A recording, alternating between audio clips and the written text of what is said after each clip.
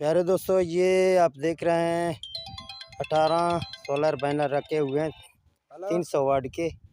तो अभी जो है ना चलते हैं वीएफडी में, देखते हैं कि ये वीएफडी पहले नहीं चल रहा है, क्यों नहीं चल रहा है इसको देखते हैं। यहाँ आपको सोलर पैनल दिखा रहा हूँ, ये 18 सोलर पैनल हैं 300 वाट के। तो जाते हैं वीएफडी को देखते हैं। तो दोस्तों, यहाँ आप देख सकते हैं कि अभी जो है ना हमारे वीएफडी में हमने दिया है, पावर अभी आ रहा है। तो हम इसको रन करते हैं, फिर देखते हैं कि ये वीएफडी क्यों नहीं चल रहा है। तो यहाँ हमने रन किया है इसको। तो आप देख रहे हैं आपके सामने ये नया वीएफडी है। अभी ये यूजू का फॉल्ट आ रहा है। तो हम आपको सिखाएंगे कि आप जब नया वीएफडी लगाएंगे तो उसका यूजू का फंक्शन आप कैसे इसमें सॉल्व करते हैं। तो यहाँ हम स्टॉप करते हैं। तो हमें अभी जाना है, इसका प्रोग्राम में हमको करना है निया से। तो हम जाते हैं, इसको पहले रिस्टार्ट करना है हमको। तो P0 आ जाएगा, आपको डेटा एंटर करना है। P000 आ जाएगा। अप एरो की मदद से नीचे वाले अप एरो से आप इसको 17 करेंगे। तो जब 17 करेंगे फिर आपको यहाँ डेटा एंटर करना है। तो आपके पास एक सिफर आ जाएगा। जब भी इस सिफर को हम एक करके डेटा एंटर करेंगे तो ये रिस्टार्ट हो जाएगा। तो अप एरो की मदद से हम इसको एक करेंगे, फिर यहाँ डेटा एंटर करेंगे। तो आप देख सकते हैं कुछ लम्हे में इसका जो है डिस्प्ले गुम हो गया, फिर वापस आ गया। तो अभी हम जाते हैं, इसका जो है पीबी का फंक्शन देखते हैं, वहाँ उसका कोड मिलाते हैं। तो अभी पीबी में हमें जाना है, ये पीबी है, डेटा एंटर करेंगे। अभी हमें PB4 में जाना है, ये PB4 है, फिर डेटा एंटर करेंगे। यहाँ आप देख सकते हैं कि इसमें पहले से 80 डला हुआ है। तो हम सिरे से इसको शुरू करते हैं, शिफ्ट का बटन दबाते हैं, फिर जो है ना यहाँ 8 को 7 करके डेटा एंटर करेंगे। PB5 आ जाएगा, फिर डेटा एंटर करेंगे। आपके पास 4 सिफर आ जाएंगे। तो आपको यहाँ शिफ्ट के बटन की मदद से इसको 5000 करना है, फिर डेटा एंटर करना है। PB6 आ जाएगा, इसको डेटा एंटर करना है, 1 आ जाएगा, इसको कुछ नहीं करना, डेटा एंटर करना। फिर PB7 में आपको जाना है, यहाँ डेटा एंटर करेंगे, 130 आ जाएगा। तो आप जो है ना इसको 150 करें ताकि आपको ओवरलोड का भी फ़ायदा हो जाए।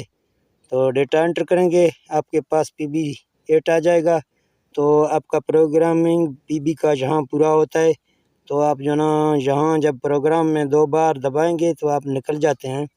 तो हमने 1 बार दबाया, दूसरा बार, तो प्रोग्राम से हम निकल गए हैं। अभी हम इसको स्टार्ट करके देखते हैं कि हमारा यूजू का फॉल्ट आता है या नहीं आता है।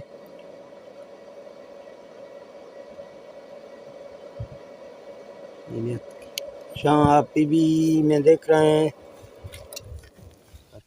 कि यूजू का फाइल फिल भी आ रहा है। तो हमें अभी जाना है पीबी में, PB4 में, फिर डेटा यहाँ शिफ्ट के बटन से यहाँ जो 70 हमने रखा, अभी इसको हम ज़्यादा करेंगे। तकरीबन हम 18 सोलर पैनल हैं, हम इसको 90 करेंगे, फिर डेटा एंटर करेंगे, फिर यहाँ प्रोग्राम से निकलते हैं। तो स्टार्ट करेंगे, देखते हैं।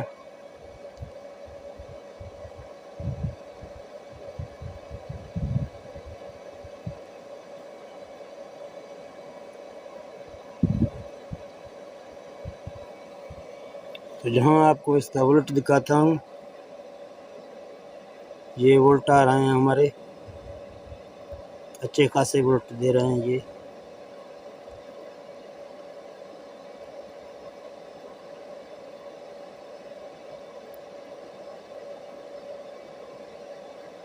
तो जब हमने इसको 90 पे रखा, अभी जो है ना यूजू का फॉल्ट तो हमारा गुम हो गया, लेकिन पानी का कंडीशन हमारा अभी तक जो है ना जंप मार रहा है। तो लिहाजा हम फिर भी जाएंगे पीबी में, तो PB4 में जाएंगे। तो जहाँ हम इसको एक बार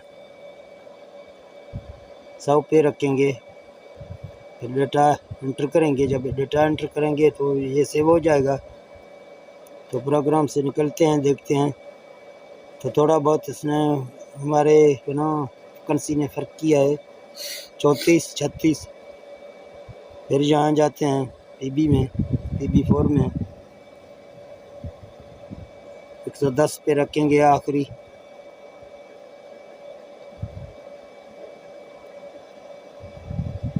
रिटर्न करेंगे, यहाँ प्रोग्राम से निकलते हैं। तो आप देख रहे हैं बिल्कुल तकरीबन 34-35 हमारा फ्रिक्वेंसी बराबर हो गया। तो यहाँ आपको एम्पेयर दिखा रहा हूँ। इस टाइम हमारा मोटर 5 एम्पेयर उठा रहा है। तो मज़ीद आगे जाके देखते हैं, पानी का भी कंडीशन देखते हैं। तो यहाँ देख सकते हैं आप दोस्तों, इसका पानी अभी इस टाइम 3 बजे का टाइम है। तो सोलर पैनल पर भी अच्छी तरीके से सूरज नहीं है, तो इसी टाइम भी प्रेशर से पानी दे रहा है। ये आपके सामने आप देख रहे हैं, अच्छी पानी दे रहा है माशाल्लाह, बहुत अच्छा पानी दे रहा है। तो ठीक है दोस्तों, मिलते हैं नेक्स्ट वीडियो में। ओके, अल्लाह हाफिज़।